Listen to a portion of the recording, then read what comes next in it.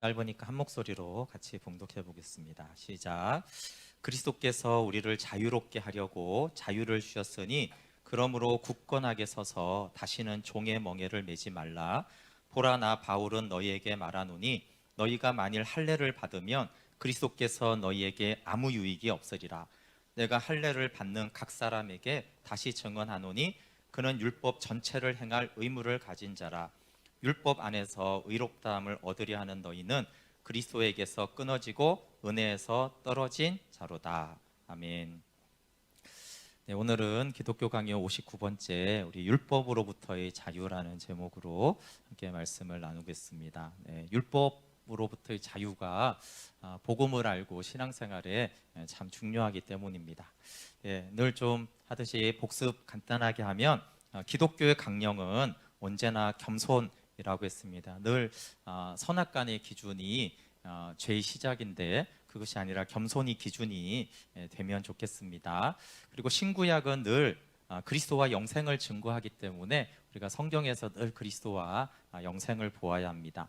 또 믿음의 본질은 하나님의 선하심을 바라보는 것이고, 소망은 믿음이 낙심할 때 그 믿음의 생기를 회복시켜 준다라고 했습니다. 그리고 그리스도인의 생활에 대해서 핵심은 자기 부인인데, 자기 부인이란 하나님과 이웃에 대한 태도를 바르게 해줍니다.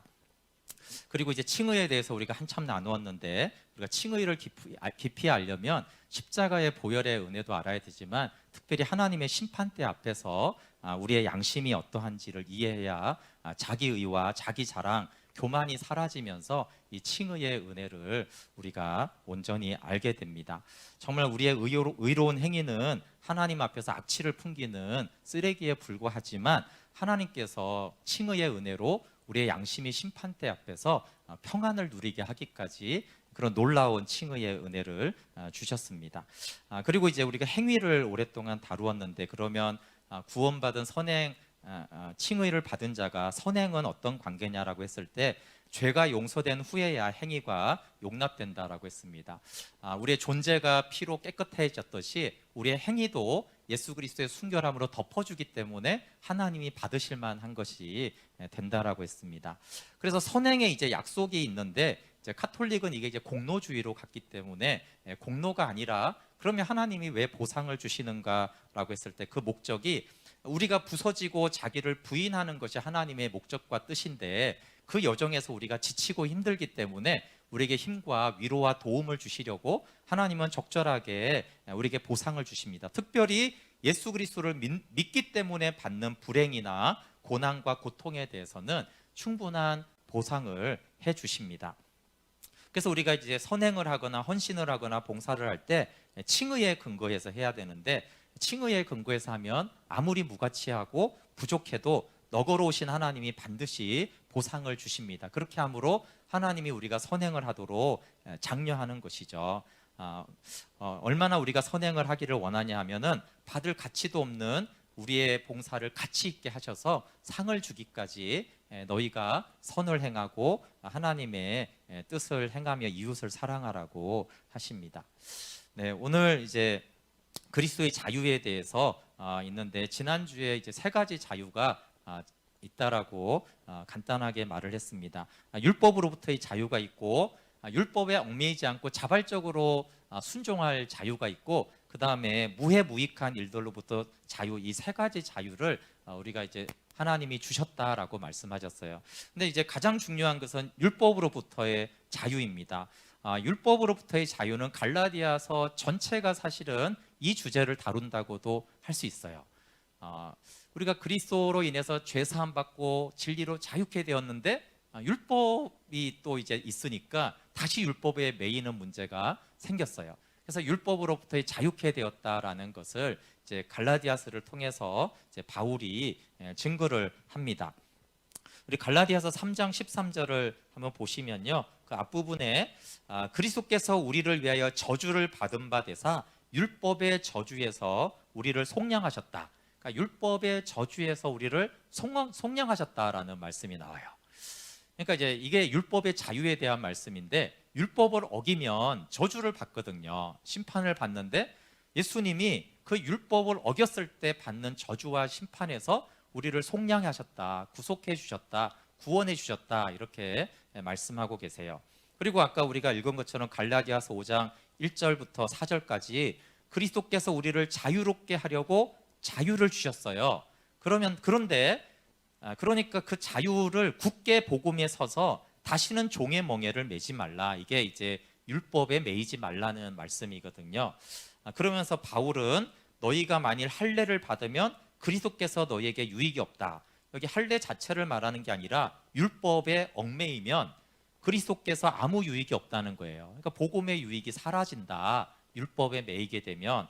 그러니까 내가 할례를 받는 각 사람에게 다시 정언하노니 그는 율법 전체를 행할 의무를 가진 자다. 그러니까 율법 중에 하나를 꼭 지켜야 된다라고 거기에 얽매이는 자는 다시 율법 전체를 지켜야 되는 거예요. 율법 전체를 지켜야 되면 다 죄인이고 심판받고 지옥 가거든요. 그러니까 율법의 그 한 가지라도 막 얽매여 가지고 근데 이제 할례라는 거는 유대인에게 가장 중요한 거였기 때문에 다른 건 안 지켜도 할례는 해야지라는 그런 거였기 때문에 정말 요즘으로 말하면 이런 코로나 시대 때 다른 건 안 해도 주일 성수는 반드시 해야 되지 그렇게 가치 있는 게 할례였기 때문에 다른 건 좀 예수 믿어도 안 지켜도 유대인이니까 그래서 할례는 행해야지라는 그런 것에 대해서 만약에 너희가 그런 믿음이라면 율법 전체를 이제 지켜야 된다. 그럼 이제 복음이 아무 유익이 없고 그리스도는 헛되이 죽은 것이고 너희들은 율법 전체를 지킬 수 없으니까 이제 지옥에 가고 정죄를 당한다라는 거예요. 그러면서 4절에 율법 안에서 의롭다함을 얻으려 하는 너희는 그리스도에게서 끊어지고 은혜에서 떨어진 자로다라고 말씀하셨어요. 그러니까 율법 안에서 의롭다 한다는 게 뭐예요? 율법을 자꾸 지켜서 더 의로워지려고 하는 거예요. 율법에 100가지가 있으면 612가지가 있다고 하지만 100가지를 지켰는데 내가 300가지를 지키면 100가지 지켰을 때보다는 더 의롭지. 그리고 300개 지키는 사람보다는 612개 중에 600개나 나는 지키니까 나는 더 의롭지. 이렇게 이제 율법 안에서 의롭다함을 얻으려 하잖아요. 많은 사람들이 놀랍게도. 그런데 바울은 이런 신앙에 대해서 그러면 너희는 그리스도에게서 끊어지고 은혜에서 떨어졌다. 심각하죠? 그리스도에게서 끊어졌으면 구원이 없잖아요. 근데 우리는 이제 율법 안에서 자꾸 의로워지려고 해요. 그것에 대해서 우리가 굉장히 헷갈리는 문제이기 때문에 이 갈라디아서 전체가 사실은 이 문제를 다루고 있어요.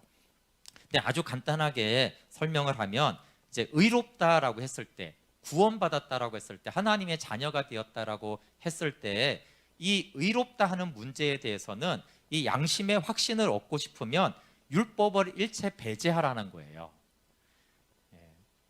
우리가 의로운가? 구원받았나? 하나님의 자녀가 되는가라고 했을 때는 율법을 일체 배제시켜야 된다라는 것이 이제 율법으로부터의 자유의 핵심입니다. 그래서 율법은 하나님의 심판대에서 신자의 양심과 관계할 수 없다는 거예요. 이 율법이 심판대 앞에서 신자의 양심과 관계가 되면 결코 그 누구도 구원받을 수가 없고 율법에 얽매이게 되기 때문에 그래요. 그래서 갈라디아서를 아주 요약하면 율법과 하나님의 심판대는 무관하다 이런 거예요. 그러니까 우리가 하나님의 심판대 앞에 섰을 때 율법을 어겼지라고 하는 것을 배제시키라는 거예요. 아무 상관이 없다. 이렇게 하는 것이 율법으로부터 하나님이 우리에게 주신 자유다. 그리스도가 하나님의 심판대 앞에 우리가 섰을 때 율법을 딱 들이밀지 못하도록 예수님이 해주신 것이 율법의 저주에서 속량했다는 말이 그거는 속량했는데요? 라고 율법을 그 심판대 앞에서 말할 수 없게 한 것이 이제 주님이 율법의 저주에서 우리를 속량했다라는 말씀이에요. 그러면 이제 구원하고 상관없으면 그럼 율법은 뭐하러 필요가 있냐? 율법은 무용론이 또 주장될 수 있잖아요. 그래서 율법은 선행을 다룰 때 했듯이 신자들이 선을 행하도록 끊임없이 가르치고 충고하고 권고를 해줘요. 그러니까 선을 행하도록 해주는 역할이 율법이기 때문에 율법은 굉장히 중요하죠. 근데 심판대 앞에서 구원과는 상관이 없고 그리스도인이 살아가는데 선을 행하고 하나님이 기뻐하는 행위를 하게 하는데 율법이 너무 중요한 역할을 하는 거예요. 지난주에도 보상을 주면서까지 선행을 장려한다라고 했잖아요. 그럼 우리가 어떻게 선을 행하고 선행하는 방법을 알고 선행을 하는 마음이 불일듯 일어나냐 하면은 율법을 볼 때 그런 마음이 일어난다는 거예요. 그러니까 이제 율법은 너무 중요하죠. 그러니까 우리가 칭의만이 아니라 성화가 너무나 신앙에 중요한데, 이 성화, 거룩하게 하나님을 닮아가도록 부름받은 의무, 그러니까 거룩해지고 싶고 경건해지고 싶은 이 열의를 누가 주냐 하면은 바로 율법이 준단 말이에요.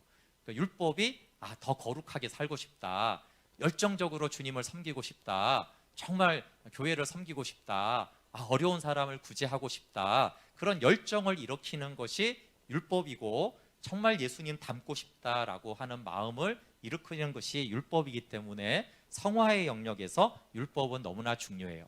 그러니까 칭의와는 율법은 무관하지만 성화의 영역으로 들어와서는 율법이 너무 중요해요. 근데 또 율법이 너무 중요하다고 하니까 이것이 칭의의 영역으로 가져오면 안 된다는 거예요. 그래서 우리가 하나님의 심판대 앞에 마지막 날에도 서지만 매일 서야 되잖아요. 예배할 때마다 하나님의 심판대 앞에서 우리가 서야 되는데, 그때 우리의 양심이 괴롭잖아요.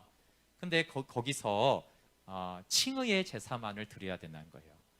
율법을 내가 어겼지 이렇게 생각하면 안 되고, 보혈의 은혜를 힘입지 못했구나, 그것만을 의지하고 보혈을 의지해야 한다는 것입니다. 그것이 율법으로부터의 양심의 자유예요.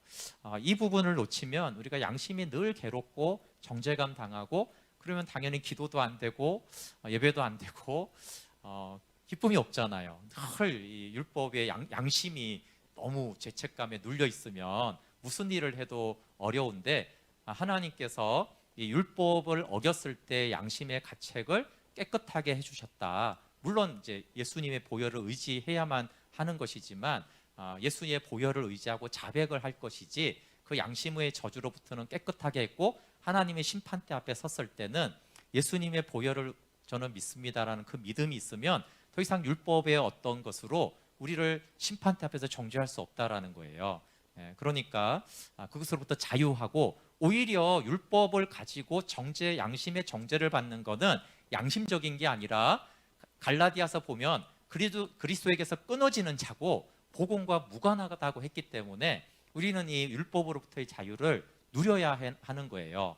누리면 좋다가 아니라 반드시 누려야 하는 요소입니다. 양심의 뻔뻔함이 아니라 회개하는 것이고, 다만 율법에 매이지 말라는 것입니다. 십자가로 나아가야지 율법을 자꾸 양심과 이렇게 겹치게 하지 말라는 것이 그 율법으로부터의 자유예요. 이게 가장 그 자유 중에 핵심적이고 중요하기 때문에 제가 오늘 설교 제목도 율법으로부터의 자유라고 했거든요. 두 번째는 이건 했네요. 두 번째는 자발적으로 순종하는 양심의 자유예요. 그러니까 우리가 율법으로부터 자유케 됐잖아요. 그러니까 더 이상 율법이 막 양심의 가책을 받으면 어떻게 되냐 하면은, 율법에 의해서 이 양심이 선을 행하게 하려고 해요. 율법에 죄책감이 있으니까 내가 그래서 선한 일을 해가지고, 보통 이슬람도 가톨릭도 다 그런 거거든요. 양심이 막 찔리니까 구제를 하고 선행을 하고 봉사를 해가지고 나의 그 양심의 가책을 이제 저울처럼 이렇게 들려고 하잖아요. 그렇게 선을 행하면 안 된다는 거예요. 그러니까 율법으로부터의 자유는 당연히 어떤 걸 가져와요? 율법의 강요에 의한 선행으로부터 없게 해요. 그러니까 율법의 강요를 받아서 선을 행하면 안 됩니다. 그래서 두 번째 자유는 율법의 강요를 받지 않고 자발적으로 순종하는 양심의 자유예요. 그래서 갈라디아서가 율법의 저주, 율법의 정죄, 모든 의식에서 그리스도인은 자유케 되었다라고 선언합니다. 그래서 양심이 더 이상 율법에 강요되어서 율법을 준수하지 않습니다. 그것은 율법의 멍에를 벗었기 때문에 이제 양심이 자발적으로 율법의 죄책감과 상관없이 하나님의 뜻을 자발적으로 순종하는 그 양심의 자유를 우리가 얻게 된 거예요. 그래서 율법은 하나님은 율법의 잣대로 우리의 생활을 평가하지 않고 인자함으로 우리의 헌신을 받아주기 때문에 그래요. 그래서 우리의 헌신이 아무리 사소하고 졸렬하고 불완전할지라도 지극히 자비로우신 우리의 아버지께서는 그것을 용납하시고 확약해 주십니다. 그래서 은혜로 자유를 얻은 신자는 남은 죄를 무서워할 필요가 없습니다. 회개는 반드시 필요하지만 야, 근데 이제 죄 사함 받았는데 또 남은 죄는 어떻게 해라고 하는데, 은혜로 율법에서 자유케 된 자는 율법의 규정에 따라서 우리의 행위가 판단받지를 않아요. 만약에 율법의 행위로 계속 우리의 삶이 판단을 받는다면 우리는 남은 죄가 계속 이제 구원과 문제가 되는 것이죠. 근데 하나님이 우리의 행위를 율법의 잣대가 아니라 자비하심으로 우리를 바라보시기 때문에 그 십자가의 은혜를 힘입으면 더 이상 율법의 기준이 적용이 되지 않는다는 거예요. 그래서 로마서 6장 14절에 죄가 너희를 주장하지 못하리니 이는 너희가 법 아래 있지 않고 은혜 아래 있다. 은혜 아래에서 우리의 행위를 보세요. 그러니까 물론 회개가 필요 없다 이런 뜻이 아니에요. 그러나 율법 아래 있지 않고 율법의 기준으로 우리를 보지 않고 은혜 아래 있어요. 은혜 아래 있다는 것은 십자가 보혈의 은혜를 따라서 자백하고 회개하고 돌이키는 그 은혜 아래에도 당연히 거룩하고 헌신하는 것들이 있지만, 그러나 은혜 아래 은혜의 기준으로 바라보고 계시기 때문에 우리의 죄가 율법에 어긋난다고 해도 그것이 이제 구원받지 못한다는 것과는 이제 상관이 없다는 것입니다. 그러면 죄를 지어도 되겠네 이렇게 말하는 것은 자유의 목적이 선행을 격려하는 것인데 그건 대답할 가치도 없다라는 것입니다. 왜 우리에게 이런 율법에서 벗어나게 했냐면 아름다운 덕을 선전하고 선을 행하게 하려고 자유를 주셨거든요. 근데 그러면 그 자유로 죄를 지어도 되겠네라고 하는 것은 그 자유를 선을 행하라고 줬더니 그 자유로 죄를 행한다라는 것 자체가 진짜 자유를 얻은 사람이 아닌 거죠. 세 번째는 사소하면서도 되게 중요한데요. 무해무익한 일들로부터의 자유입니다. 이건 사소한 것 같지만 양심의 평안과 우리가 미신에 빠지지 않기 위해서는 먹는 것, 쉬는 것, 옷 입기 등의 자유를 누려야 합니다. 비싼 차를 타도 되느냐, 명품 가방은 얼마까지 사도 되느냐, 뭐 이런 것들이 하나님 앞에서 불안을 느끼거나 양심이 꺼리끼다라면 양심의 평안을 누리지 못하고 사실 많은 미신과 헛된 전통들이 만들어져요. 이런 것 때문에. 그래서 로마서 14장 23절에 의심하고 먹는 자는 정죄되었나니 이는 믿음을 따라 하지 아니하였기 때문이라. 믿음을 따라 하지 아니하는 것은 다 죄니라. 그래서 이거는 되게 사소하지만요, 하나님이 우리에게 자유케 했다라는 것을 좀 알아야 됩니다. 일단은 우리에게 유익한 모든 것은 하나님의 선물이기 때문에 감사해야 돼요. 그리고 우리에게 주신 모든 소유와 행위, 돈 쓰는 거, 뭐 차 사는 거, 먹는 것, 이런 모든 의식들, 형식과 격식들은 하나님이 교육적인 목적으로 주셨다라는 것을 기억해야 돼요. 그래서 너무 사치해서도 안 되고 너무 금욕주의가 돼서도 아니고 하나님이 기쁘신 뜻이 무엇일까라는 것 안에서 중요한 건 자유하라는 거예요. 자유하지 못하고 행하는 것은 정죄를 당하기 때문에 그래요. 그래서 너무 비싼 것을 사고 양심이 꺼리끼면 그게 죄라는 거예요. 너무 막 아끼면서 내가 너무 노린내 아닌가 그러면 그게 죄라는 거예요. 그래서 무언가를 먹거나 쓰거나 사용할 때 자유함으로 행하는 것이 중요하다. 그러니까 이 자유를 탐심과 사치에 악용해서는 안 되고 하나님이 주신 선물을 자녀가 기쁘게 사용하는 것으로 그 개념을 자세하게는 설명하지 않겠고요. 그냥 부모가 사주면 애가 잘 쓰면 돼요. 그렇죠? 안 사주겠다는 걸 자꾸 써겠다는 게 사치고요. 굳이 쓰라고 준 거를 난 절대 엄마 이런 거는 못 써. 이런 거 이제 금욕주의예요. 그냥 부모가 비싼 거 사주면 비싼 거 쓰고 싼 거 사주면 싼 거 쓰면 돼요. 그게 이제 자족하는 거거든요. 그런데 이제 그렇지 않은 마음이 있을 수 있잖아요. 그렇죠?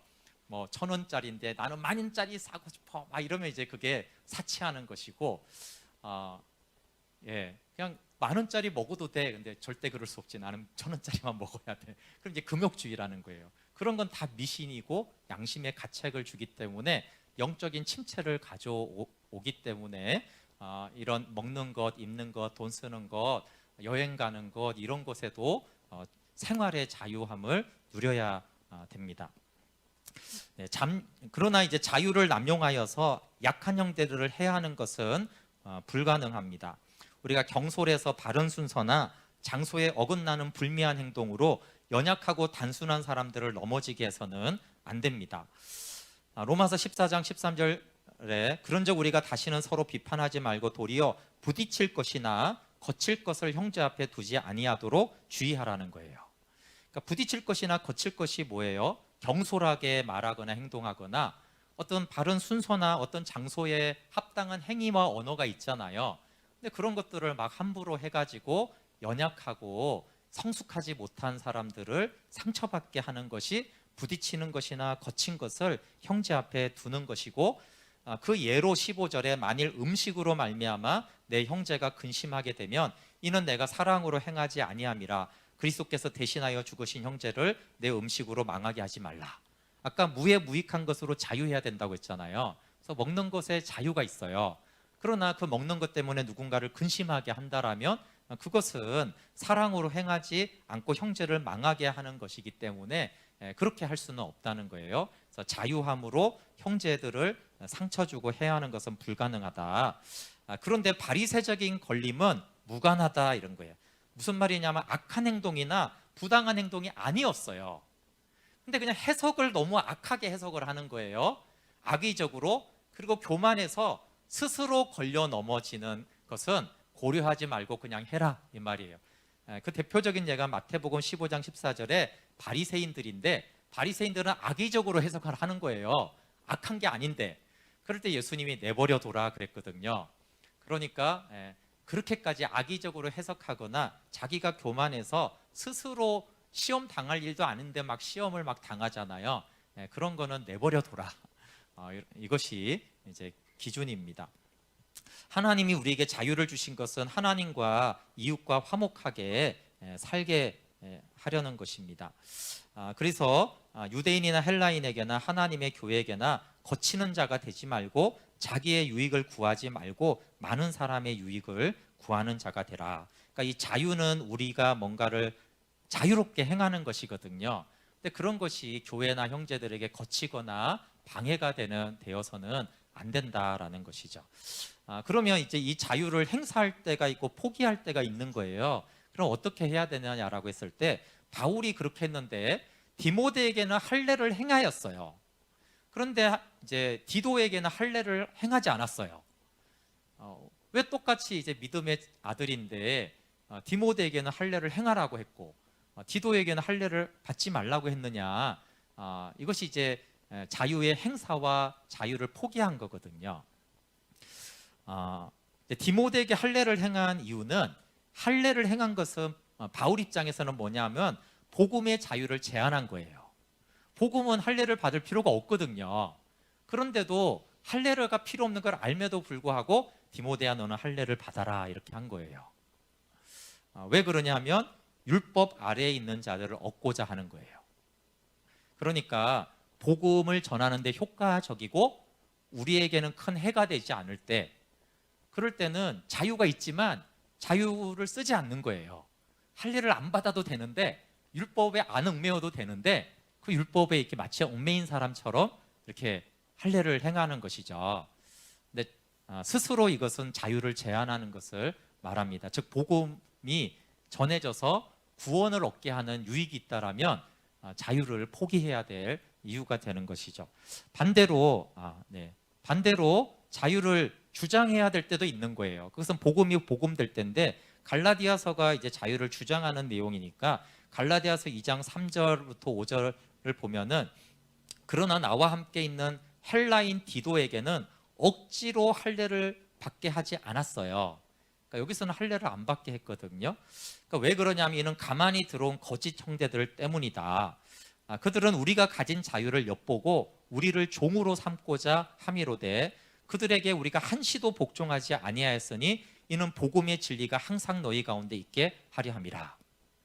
복음의 진리를 혹시 오해가 될까 봐.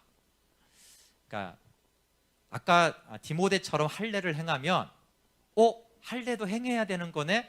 이렇게 하면서 이제 율법주의자들에게 이 복음이 훼손될 상황이었어요. 그래서 바울은 싸웠어요. 할례를 행하지 않겠다.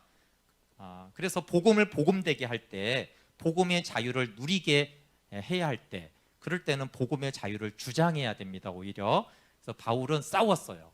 막 부딪히면서 이 그리스도가 주신 복음의 자유를 주장했어요. 막 싸우면서 그렇게 자유를 주장해야 될 때가 있는 거예요. 규칙은 이웃의 덕을 세울 때는 자유를 행사하고 이웃에게 해가 될 때는 자유를 포기하는 거죠. 주의 상황이 있는데 그것은 사랑 실천을 명분으로 자유를 말하지 않는 것을 주의해야 된다. 이런 거가 오늘날에도 많죠. 칼빈 시대에도 많았나 봐요. 이게 무슨 말이겠어요? 여러분 교회 안에서나 사실 뭐 직장 같은 데서도 사람과 부딪히기 싫잖아요. 부딪히면 괜히 껄끄럽고 그렇잖아요. 그러니까 그냥 사랑을 실천을 하기 위해서 말하지 않는 거예요. 근데 복음이 훼손되고 막 교회가 율법주의화 되어져 가고 세속주의가 들어오는데도 사랑해야 돼 이러면서 아무 말도 하지 않는 것은 큰 문제다라는 것이에요. 아까 바울은 싸웠거든요. 막 부딪히고 막 논쟁하고 이렇게 미워하게 될지라도 복음이 훼손될 때는 바울은 강력하게 복음의 자유를 주장했어요. 그래서 사람과 부딪히기 싫어서 일체 자유를 말하지 않는 것은 문제다. 이웃의 유익과 덕을 위해서는 자유를 행사하는 것이 매우 유익합니다. 그래서 자유는 사랑을 실천하는데 더욱 예민하게 하려는 것임을 깨달아야 합니다. 그래서 우리가 교회에서 부딪히기 싫어서 또 교회에서 하는 것을 교회를 교회되게 하는 것을 말하지 않는 경향에 대해서 그렇게 하면 안 된다는 거예요. 그래서 바울은 복음이 복음되게 하기 위해서 기꺼이 부딪혔고 디도의 할례를 강하게 반대했다라고 그렇게 말을 했어요. 예수님과 바울, 모세, 다윗 모든 믿음의 사람들은 사실 부딪혀야 될 때는 부딪혔습니다. 예수님도 부딪혀야 될 때는 아주 강하게 부딪혀야 됐잖아요. 그러니까 화목하게 하는 것, 사랑이라는 것이 아무것도 부딪히지 않는 것이 아니다라는 것. 그러니까 언제 자유를 행사하고 언제 자유를 제한해야 되는 것은 중요합니다. 복음과 교회를 세워가는 데는 더 예민해지도록 자유를 주셨습니다. 그리고 이웃사랑이 중요하지만 이웃사랑을 구실로 하나님께 죄를 지어서는 안 됩니다. 이게 나중에 다시 다루지만 또 전통과 정부에 대한 자유와 양심을 아주 간단하게 다루려고 하는데요. 이거 참 어려운 문제죠. 요즘처럼 또 뉴스가 막 이러면은 정부에 대해서 되게 어려워요. 두 개의 나라와 이중의 통치가 있습니다. 영적인 나라는 양심이 경건과 하나님을 경외하는 것을 배우죠. 그러니까 영혼의 생활에 속하고 마음속에 있는 것이 영적인 나라, 하나님의 나라예요. 근데 이제 정치적인 나라가 있어요. 여기에는 사람 사이에서 유지해야 할 여러 의무들을 우리가 배웁니다. 현세 생활에 속하고 외면적인 행동들을 규제합니다. 근데 이 둘은 이제 각각 별도로 검토해야 된다라는 거예요. 이게 이제 별개가 안 되면은 굉장히 이제 복잡한 문제가 생깁니다. 그래서 한쪽을 고찰할 때는 다른 쪽을 염두에 두지 않아야 한다라는 거예요. 그러니까 두 세계가 각각 다른 임금과 다른 법률의 권위하에 있기 때문입니다. 임금과 법이 다르기 때문에 각각 다르게 고찰해야 되고 검토를 해야 된다라는 거예요. 그러니까 우리가 율법으로부터의 자유를 얻었으니까 이 세상 법은 안 지켜도 되지 이렇게 하면 안 된다는 거예요. 율법으로부터 자유를 받았어도 이 세상 나라, 정치적인 나라는 임금과 법이 다르니까 또 거기 법은 지켜야 된다라는 거예요. 그래서 이제 사회 법정과 양심 법정을 구별해야지 이 둘을 각각 검토할 수가 있거든요. 그럼 이제 양심이 무엇인가를 알아야 되는데 양심 법정 때문에 양심을 알아야 된다는 거예요. 양심은 사람이 하나님의 심판에 대해서 가지고 있는 일종의 감각이에요. 그러니까 이 감각이 하나님 앞에서 고소를 당할 죄를 감추지 못하게 할 때 이 감각을 양심이라고 부릅니다. 그래서 로마서 2장 15절에 이런 이들은 그 양심이 증거가 되어 그 생각들이 서로 혹은 서로 고발하여 혹은 변명하며 그랬거든요. 그러니까 하나님의 심판이 있어요. 믿든지 안 믿든지 그 심판이 있다는 걸 막연히 알아요. 그리고 그 하나님에 대한 그 심판에 대한 감각이 있어요. 그러니까 죄를 지으면 이 죄가 자꾸 고소를 해요. 그래서 이거 하나님 앞에 감추지 못할 죄인데 라고 하는 그 감각이 이제 양심이라는 거예요. 그래서 막 서로 생각이 고발하고 송사하고 변명하면서 그렇게 이제 하죠. 그래서 하나님 안 믿어도 자기가 죄짓고 자기가 변명하고 이렇게 하는 이유가 양심 때문에 그래요. 그래서 사람의 모든 비밀을 찾아내서 하나도 흑암 속에 감추지 못하도록 임명된 보호자가 양심입니다. 그래서 양심은 1,000명의 증인과 같아서 하나님에게 이렇게 고발을 하는 거예요. 그게 양심입니다. 그러니까 핵심은 뭐냐면 두 나라의 통치가 있잖아요. 이걸 각각 검토해야 되는데 행동은 사람을 상대합니다. 행동은 사람을 상대해요. 그러니까 행동은 정치적인 나라를 상대하는 거예요. 그러나 양심은 하나님을 상대하는 거예요. 그래서 하나님 나라의 통치는 양심이고 세상 나라는 행동에 대한 통치를 받는 것입니다. 근데 이제 이것들이 이제 연결되는 일이 종종 많이 있습니다. 최근에도 뭐 정부에서 대면 예배를 드리지 마라라고 했을 때 종교의 양심과 이게 이제 연관되는 경우가 있죠. 그래서 이것이 따로 검토를 하면은 대부분은 해결이 되는데 가끔씩은 이렇게 중첩이 될 때가 있어요. 하나님의 뜻대로 두 나라를 조화롭게 사는 지혜가 필요하죠. 코로나는 성경에 없고요. 성경에 나와 있는 예는 우상에 바쳤던 고기에 대한 예가 있어요. 남의 덕을 위해서 남의 덕도 위하고 양심의 자유도 침해하지 않는 예. 그러니까 남의 덕을 위하는 거는 세상 나라를 말하거든. 정치적인 나라를 행위니까요. 그런데 이제 양심의 자유는 하나님께 있단 말이에요. 그러니까 이 양심의 자유가 침해받으면 안 되거든요. 하나님의 통치를 받는 것이니까. 그럴 때 고린도전서 10장 28절 29절에 누가 너희에게 이것이 재물이라 말하거든 알게 한 자와 그 양심을 위하여 먹지 말아라. 내가 말한 양심은 너희의 것이 아니라 남의 것이다. 그래서 이 먹는 재물이 우상 숭배에 드려졌다 이렇게 말하면은 먹지 말라는 거예요. 근데 이제 말하지 않으면 뭐라고 했어요? 묻지 말고 먹으라고 그랬어요. 그러니까 이제 어떤 행위도 있고 하나님 앞에 양심의 문제도 있을 때 그래서 이제 지혜롭게 하는 것에 대해서 바울이 한 예죠. 그러니까 어떨 때 먹고 어떨 때는 안 먹어도 돼요. 그래서 이제 하나님의 양심도 지키고 하나님 앞에 양심도 지키고 다른 사람의 유익도 함께 지키는 문제에서 고린도전서에 말한 예입니다. 그리고 오늘은 이제 기도를 조금 언급하고 마치려고 합니다. 다음 주에는 기도에 대해서 얘기하려고 하는데요.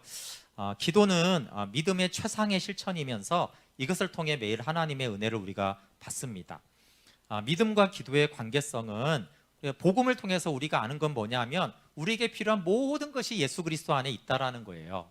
그리고 그 은혜는 너무나 풍성해서 샘물에서 물이 계속 나오니까 계속 퍼내도 그 은혜가 멈추지 않을 만큼 그리스도로부터 얼마든지 얻게 하셨다라는 것을 복음을 통해서 우리가 알 수가 있어요. 그런데 이제 그리스도 안에 있는 그 모든 필요와 은혜들을 어떻게 퍼올리냐라고 했을 때 그게 기도라는 거예요. 그래서 기도로 그에게 하나님께 우리가 구해야 합니다. 만약에 구하지 않는다면 땅속에 감추인 보화가 여기 있다라고 알려준 거예요. 근데도 무시하는 사람과 같다는 거예요. 그러니까 이제 기도는 알려준 그 보화를, 그건 복음이죠. 그 알려준 보화를 캐내는 것이 이제 기도라는 거예요. 근데 보화가 주어졌어도 캐내지 않으면 그 보화는 내 것이 아니듯이 기도하지 않으면 예수 그리스도 안에 있는 그 모든 풍성한 은혜들은 그 보물은 우리의 것이 되지 않으니까 굉장히 어리석은 자인 것이죠. 그래서 진정한 믿음은 하나님께 대한 기도를 등한시할 수가 없습니다. 왜냐하면 감춘 보화가 거기 있다는 걸 알려줬는데 누가 거기를 가서 파지 않겠어요. 믿음이 있다면 반드시 기도를 하게 돼 있습니다. 기도의 필요성은 하나님이 아까 말한 것처럼 우리를 위해서 저장하신 보물이 있어요. 하나님 우리 저장해뒀어요. 근데 우리 이제 문제는 손이 닿아서 꺼내야 되잖아요.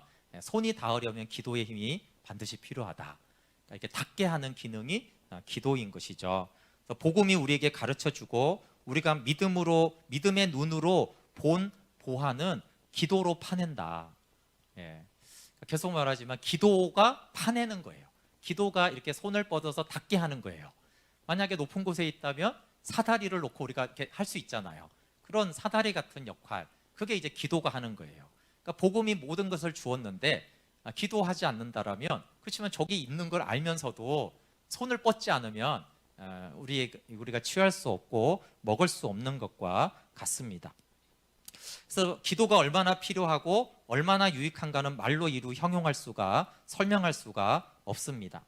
그래서 우리는 기도함으로 우리를 지켜보시며 보호하시는 하나님의 섭리와 약한 우리를 지탱하시는 그의 힘과 비참한 우리에게 은혜를 입혀주시는 그의 인자하심이 우리와 함께 있기를 기원한다. 네, 여기서 이제 잠깐 짚고 넘어가야 될 것이, 이렇게 막 보화를 퍼낸다고 했을 때 칼빈이 말하는 기도의 주 내용은 기복이나 문제 해결이나 소원 성취가 아니고 하나님을 아는 데 있어요. 물론 그 보화에는 우리의 실제적인 필요까지도 포함되어 있어요. 그렇지만 아까 제가 막 은혜 보물들을 이제 손을 닿는다라고 했을 때, 만약에 우리가 돈이나 취업이나 건강을 생각했다라면 사실 칼빈이 말하는 의도는 아니에요. 하나님의 섭리, 그분이 우리를 붙드시고 계시는 그 힘의 능력, 그리고 하나님의 인자하심. 그러니까 뭐 에베소서 1장으로 말하면 바울이 부르심의 소망과 우리에게 주신 그 기업의 영광의 풍성함과 그 부활의 능력이 어떠함을 알게 하기를 원하노라. 그 기도 내용이거든요. 이제 사실 그런 기도가 주 내용이고, 그런 은혜들을 기도를 통해서 우리가 받게 되는 것이죠. 우리가 긴급한 필요를 아랜 후에, 그렇지만 우리의 필요도 아랠 수 있어요. 그러면 주님이 우리의 어려움을 다 아시고 우리를 가장 잘 돌봐주실 뜻과 능력이 있다는 것을 우리가 확신할 때 양심의 특별한 평화와 안식이 옵니다. 그러니까 평화와 안식은 기도를 통해서 온다는 거예요. 왜냐하면 우리가 다 기도로 아뢰고 나면은 하나님이 다 하시고 하나님이 가장 잘 우리를 돌봐주시고 그렇게 또 돌봐주실 능력조차도 있다라는 것을 우리가 확신할 때 우리는 평화와 안식을 누립니다. 근데 이제 기도에 대해서 반대 의견이 있는 거예요. 기도하기 싫어서 그렇겠죠. 이제 기도하기 싫은 사람들 이렇게 말하는 거예요. 하나님이 다 아시는데 뭐하러 기도하는가라는 거예요. 하나님 아뢰기도 전에 기도 다 아시는 분 아니세요? 뭐하러 우리가 꼭 기도를 해야 돼요? 또 하나님은 우리가 기도하지 않아도 아실 뿐만 아니라 섭리로 우리를 보호하시는 분 아니세요? 근데 뭐하러 우리가 기도해야 되나요? 이런 이제 반대 의견을 하는 사람들이 있다는 거예요. 근데 하나님이 기도를 하라고 명령한 것은 하나님 때문에 기도하라고 한 게 아니라 우리 때문에 기도하라고 한 거예요. 근데 그런 말들은 다 하나님 때문에 기도하라고 하는 줄 알아요. 하나님 모르시죠? 제가 알려줄게요. 그러기 위해서 기도하는 줄 아는데 하나님은 우리 때문에 기도하라고 했다는 거예요. 그러니까 이제 그런 반문들은 중요하지 않은 것이죠.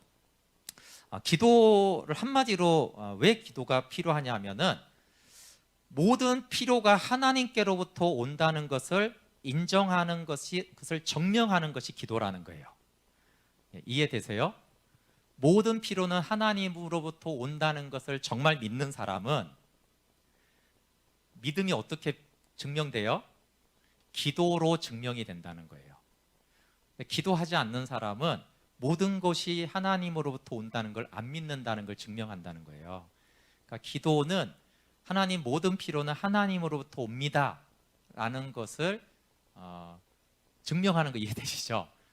그걸 말하는 거예요. 그러니까 이제 우리가 하나님으로부터 필요가 온다라는 것을 믿으면 기도할 거고 안 믿으면 기도 안 한다라는 거예요. 기도는 그런 의미인 거죠. 그래서 엘리야가 믿음이 없어지거나 태만해지지 않도록 소원을 아뢰는 것을 의무라고 생각했어요. 그러니까 엘리야가 이제 아합에게 비가 온다라고 막 얘기를 했잖아요. 근데 엘리야가 안 믿어서 기도했을까요? 비가 오는 거를 알매도 확신했음에도 불구하고 무릎 사이에 머리를 넣고 기도를 하고요. 7번이나 사환한테 가서 확인하라고 한 거예요. 그것은 우리의 믿음이 태만해지지 않도록, 그리고 우리의 소원을 아뢰는 것이 당연한 의무고 믿고 있다는 것을 증명하기 때문에 엘리야가 그렇게 했다는 거예요. 그러면 이제 기도를 왜 해야 되는가를 이제 5가지로 정리를 하면요. 하나님을 항상 찾으며 사랑하며 섬기겠다라는 소원과 열의가 마음속에 불일듯 하기 위해서입니다. 그러니까 하나님 때문이 아니라 우리 안에 하나님을 사랑하고 섬기겠다는 열정이 일어나야 되는데, 기도가 그렇게 하기 때문에 그렇게 하라는 거예요. 그러려면 우리가 곤란할 때마다 하나님께 달려가서 피난하는 것이 습관이 돼야지 우리가 열정을 가지고 하나님을 사랑할 수 있다는 거예요.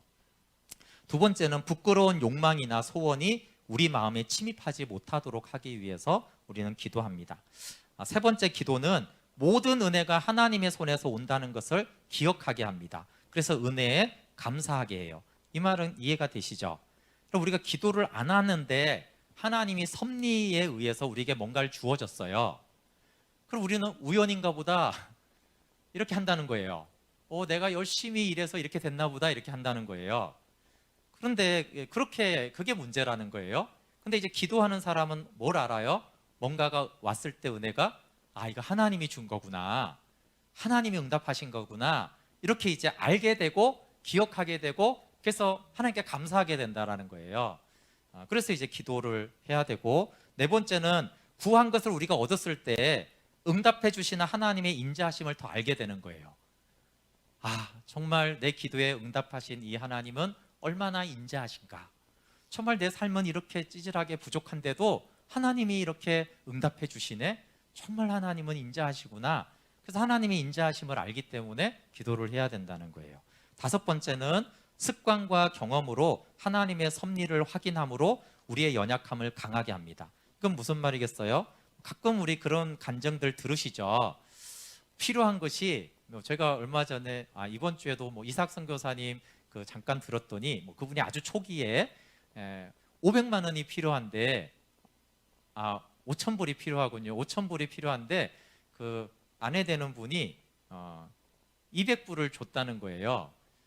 그래서 이제 낙심하고 있는데 어떤 분이 어쨌든 만났는데 봉투를 주더래요. 그래서 이제 얼마냐고 물어봤더니 알고 싶어서 그러니까 기도한 게 5,000불이니까 그랬더니 거꾸로 얼마를 기도했습니까? 그러대요. 그러니까 5,000불을 기도했다고. 그랬더니 어떡하죠? 채워드렸어야 되는데 4,800불입니다. 그러더라는 거예요. 근데 오히려 이삭 선교사님 깜짝 놀랐죠. 왜냐면 아내 되는 사모님 200불을 줬거든요. 그러니까 4,800 플러스 200 하니까 정확하게 기도한 5,000불이라는 거예요. 근데 이제 그런 사건을 왜 주느냐라는 거예요. 그게 하나님의 섭리를 확인함으로 우리의 연약함을 강하게 해주는 거예요. 무슨 그 자체가 대단한 게 아니고 하나님의 섭리를 알게 돼요. 이해가 되시죠? 이렇게 하나님이 어떻게 아내에게 또 그 사람이 4,800불을 삼기게 된 한번 생각해 보세요. 그게 갑자기 생기지 않잖아요. 그러니까 우리한테 오늘 응답이 왔어도 이게 어쩌면 1년 전부터 있을 수 있고요. 어떤 경우는 이렇게 그런 이재철 목사님인가요? 그분은 사모님이 이렇게 적금 든 게 있는데 어느 날 이제 헌신해서 이제 재물을 우리가 이제 통장 가지지 말라 이렇게 하게 했대요. 근데 그날 이제 사모님이 그러면 오늘 적금 받는데 그거 어떻게 해야 돼? 이렇게 물어봤대요. 적용을. 그랬더니 이왕 그렇게 할 거 그거부터 그냥 드립시다라고 하면서 어디다 드릴까 하다가 본인이 이제 신학교 들어가면서 신학생들 장학금으로 하자라고 했을 때, 근데 그 말이에요. 중요한 거는 그 신학대학원에 입학을 했는데 등록금이 없어서 못 들어가는 그 학생들의 등록금이 준비되기 위해서 한 여자는 몇 년 전부터 적금을 들었다는 거예요. 그러면 이 등록금이라는 재정이 200이든 300이든 주어졌을 때 단순히 300만 원 들어왔네 그게 아니라는 거예요. 하나님이 그걸 준비하기 위해서 몇 년 전부터 일하고 계신 거예요. 그러니까 그게 이제 하나님의 섭리라는 거거든요.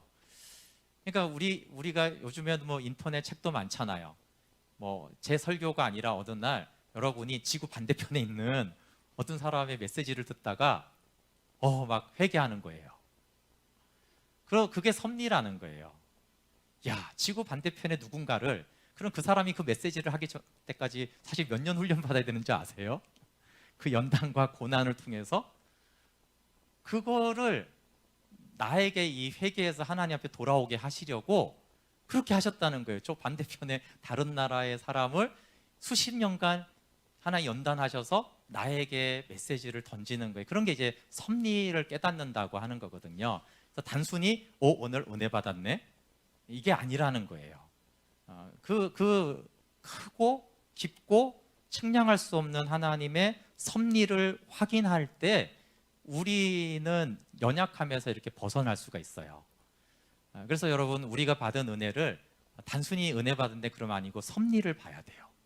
이게 어쩌면 30년 전부터 시작된 일일 수도 있고요. 수많은 사람들을 이렇게 동원해서 된 일일 수도 있고, 그 섭리를 아는 것과 단순히 응답됐네, 해결됐네 이렇게 이제 생각하는 것은 이제 차원이 다르거든요. 이 5가지 때문에 우리가 기도해야 되고, 마지막으로 이제 기도해야 되는 이유를, 하나님은 섭리로 우리를 돌보세요. 우리가 아무것도 하지 않아도 우리를 부르시는 분이시잖아요, 그렇죠? 그렇지만 또 우리가 기도하지 않을 때 우리를 잃어버리신 듯이 활동이 없으세요. 근데 이 2가지가 다 사실이라는 거예요. 그래서 섭리를 핑계로 기도하지 않아도 된다라는 것은 불가능한 얘기라는 거예요. 시편 145편 18절 19절 말씀 읽고 마치겠습니다. 여호와께서는 자기에게 간구하는 모든 자, 곧 진실하게 간구하는 모든 자에게 가까이 하시는도다. 그는 자기를 경외하는 자들의 소원을 이루시며 또 그들의 부르짖음을 들어사 구원하시리로다. 아멘. 네, 우리 함께 말씀 가지고 찬양하고 기도하겠습니다.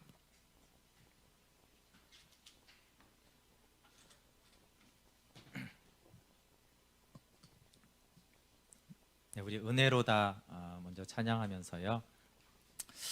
네, 하나님의